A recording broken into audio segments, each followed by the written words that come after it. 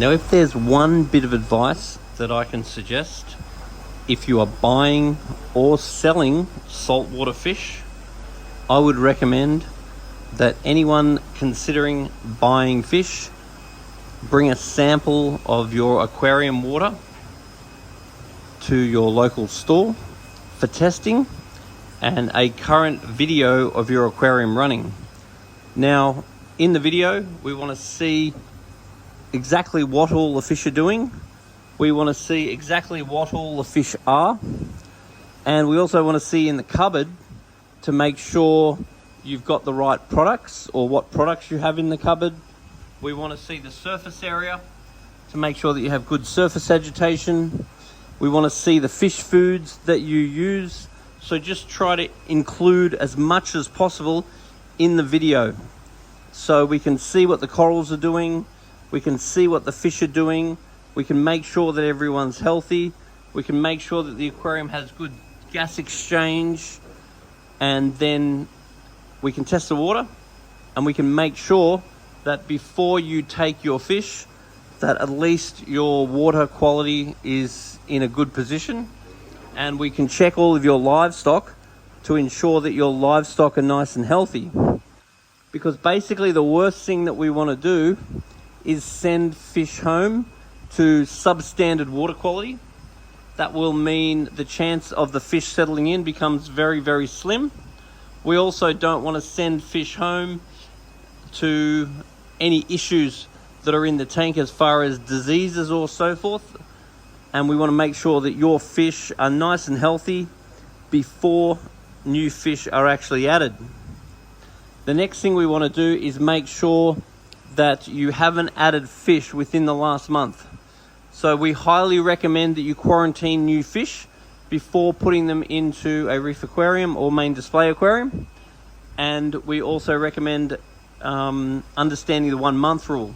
And the 1 month rule basically says you put some fish in the tank and then you wait a month, make sure that your aquarium has been running beautifully before you consider putting any new fish into the aquarium. Otherwise, the pathogens from that last lot of fish increase the chance of the new fish getting sick. So many problems can be avoided by making sure the right fish are going to the right tank at the right time. So the video is going to show us what's in the tank. For example, if there's a clownfish in the tank, we can then recommend another clownfish doesn't go in because there's a good chance they're going to fight. If there's a fish that's going to eat or attack another fish, we can take that into consideration. If a fish is going to attack your crustaceans or attack your corals, we can put that into consideration. So many problems can be avoided if impulse purchases do not occur. So that means, particularly with livestock, you never ever want to just rock down to the aquarium shop, buy some fish and trot off home, because it's very important that this is pre-planned. We want to know what the water quality of your tank is.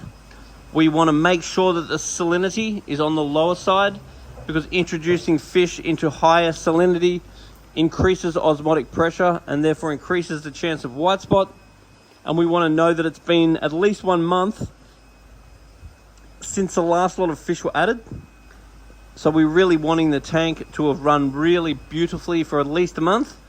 Therefore, the immune system of the fish is able to have had time to bounce back.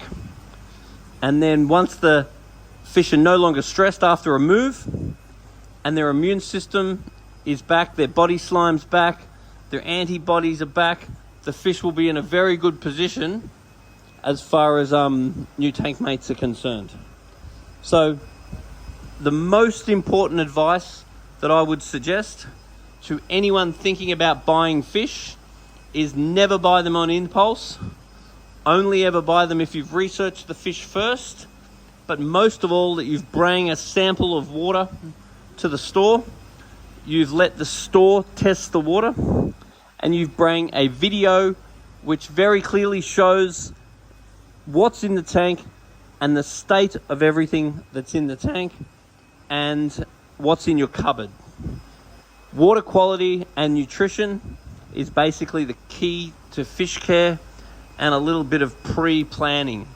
Most issues can be avoided by ensuring that the wrong fish don't go to the wrong tank at the wrong time.